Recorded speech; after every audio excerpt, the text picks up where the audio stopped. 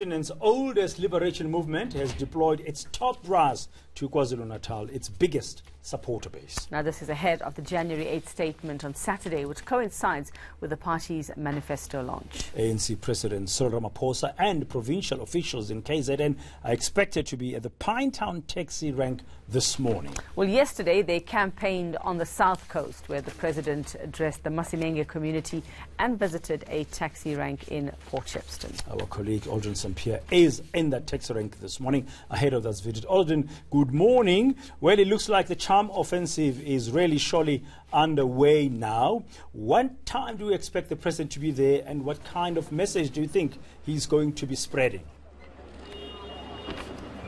I think you're spot on with calling it the charm offensive ahead of the January 8th statement, which will be delivered on Saturday, as well as the manifesto launch of the party, which will be taking place at the Moses Mabhida Stadium.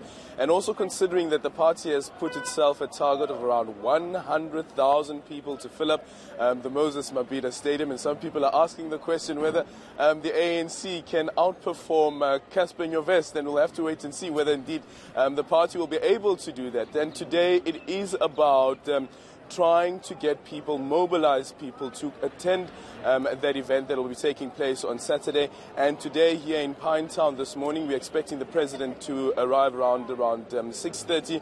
And of course, he will be speaking to the residents around this area, as well as the commuters, as they make their way to work. And you know, sometimes you do get some people who manage to sneak in a question or two, and we hope to be amongst those who sneak in a question or two to the president about the state of the party, where the party finds itself, and also considering this decision that the party has taken to bring this event to KwaZulu-Natal. We know, of course, about the divisions in the province, as well as taking into consideration that while in the introduction that you gave earlier on, while this is the biggest support base of the party in the country in terms of the membership of the ANC, however, though, it doesn't have any representation on the top six of the party, and some people are saying that that is a signal of the divisions within the ANC, and that's why they believe that KwaZulu-Natal was one of the biggest losers at the 2017 NASREC conference. And just on that note, Aldrin, I mean, we saw this, if I remember correctly, just not too long before Christmas, if I'm not mistaken, where we saw former President Jacob Zuma visiting a taxi rank as well in the morning, going around with KZN ANC leaders. The same taxi rank, actually. So you have to wonder. It's actually the same taxi rank. The same one. And also that, you know, there was a lot of questioning as to whether he was the right person. Should he have been taken around? So just, you know, what does President Cyril Ramaphosa actually walk into? Because we saw that the former president still receiving a very warm welcome when he visited this very same taxi rank late last year. And we know when it comes to the politics of former President Jacob Zuma, remember even during his presidency, while he was still the incumbent president of the ANC, as well as the president of the country, when he wanted a platform to vent and speak about what's on his mind, he will come back to his supporter base, where he has a large supporter base, and that place has been KwaZulu-Natal, and it still remains to be that area, as you've mentioned about the taxi rank. And I guess today as well, as the president will be walking about here at this taxi rank, it will also be about the number games, as well as how the people are receiving him. I was speaking to a hawker earlier on, asking him whether he knows whether the president is coming. He was quite surprised while the president is coming, but there is some level of excitement to see the president of the ANC doing his walkabout here at this taxi rank.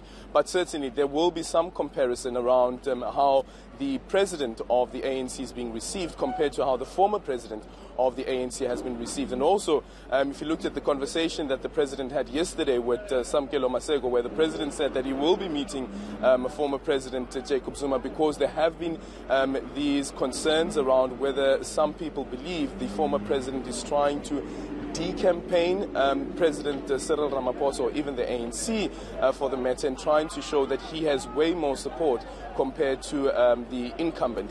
And the other concern around whether the president will be booed at the Moses Mabhida Stadium when they expect those hundreds of thousands of ANC members and supporters. I guess, Aldrin, I know it's speculative at this stage. One should assume that Cyril Ramaphosa will try his best to really show a united approach, because at the end of the day, it's not an individual that will be running for elections in May. It's going to be the ANC itself, in terms of our current electoral system. Yeah, and it's about the rallying call, right? Because even though there are some fallouts and there's still some people still suffer from the hangover of the elective conference, the 2017 elective conference, is how do you ensure that you galvanize ANC members, mobilize them, and make sure that they go and do the door-to-door campaigns, because that's how the ANC will get its message across and ensure that it still holds the majority. However, though, when you look at areas like, for instance, the Northwest, where there has been this fallout, where you have the PEC being disbanded and so forth, how confident is the ANC that those members who feel that they are being purged will actually go out in full force and campaign for the party, even though they believe that the party doesn't have their personal best interest at heart? And that's a big issue for the ANC heading into these elections. And I was saying earlier on, while speaking to Jane Dutton as well, is that what we should take into consideration as well is the State Capture Commission of Inquiry, because that's another thing that the ANC will have to fend off. Jacob Zuma is not the president of the ANC anymore, so you can't blame him. But who do you blame if the ANC suffers at the polls? Thank you very much. And of course, we're all watching the finalization of that list of the ANC heading to that election. Aldrin St-Pierre will be talking to you again later on this morning. He's in Pinetown at that taxi rank where President Ramaphosa is expected to interact with the public and the commuters from around about 6:30 this morning. Yeah.